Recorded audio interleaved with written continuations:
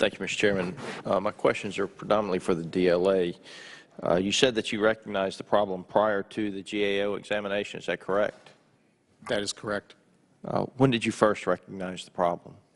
We first started our efforts to improve the federal program in September of 2015. We began by bringing in federal agencies for more training to ensure they knew how to properly work with the program, and that quickly led to the beginning of the development of the Memorandum of Understanding. And at the point when we heard in March of 2017 the investigative, what had happened, as you heard, we quickly moved to implement additional procedures. But you said your efforts began in 15. When did you first recognize that you had a problem? So we recognize that the control measures in place for the federal agencies were not as robust as those for the state and local agencies in late 2015 as we discussed the program with the federal agency participants. Okay. So you first recognized the problem in 2015. Late 2015. You were taking corrective actions, but you did not expedite those actions until the GAO report. Correct. So most of the items that are on these boards are not lethal items.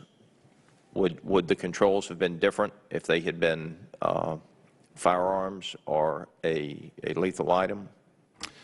We have additional application process in place for items such as weapons and for armored vehicles and aircraft. So there's a more thorough application process that they would have had to gone through for those items. So the difference in the threshold, is it based on the lethality or the cost of the item?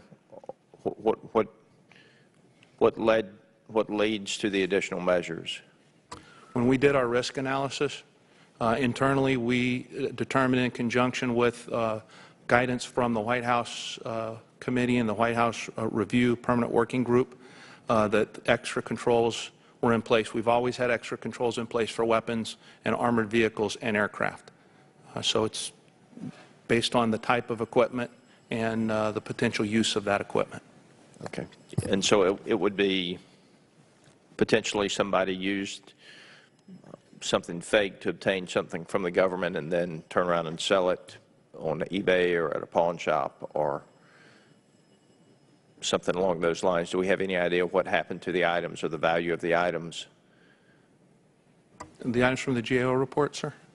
No, the ones that occurred prior to you recognizing that something happened for you to recognize that you had a problem. Did items go to, was there a misrepresentation? Was there theft of items effectively through misrepresentation? As we looked at our control measures in place for the federal program, we noticed they were not as stringent as the control measures we had in place for the state and local program. So our efforts were to make the programs more similar in the levels of control, not that anything had gone out, but that to prevent things from going out, sir.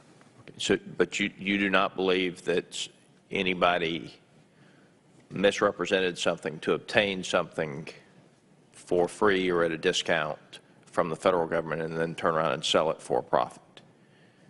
I have no knowledge of that happening. Do we know where the items are? We know where all the items from the GAO report are, yes, sir. Okay. With that said, Mr. Chairman, that pretty much answers the questions that I had. I'm happy that we know where all of the items are and certainly appreciate the additional measures that are being put in place. It's an important program. I'll tell you, I know a lot of the discussions around the program revolve around some of the larger equipment. I happen to know a sheriff's deputy fairly well that stepped out of a Bearcat, and as he stepped out of it, buckshot hit the window and had he been in a normal squad car, he wouldn't be with us today. So I hope that we will continue this program in making sure that we get our law enforcement officers the equipment they need to do their job.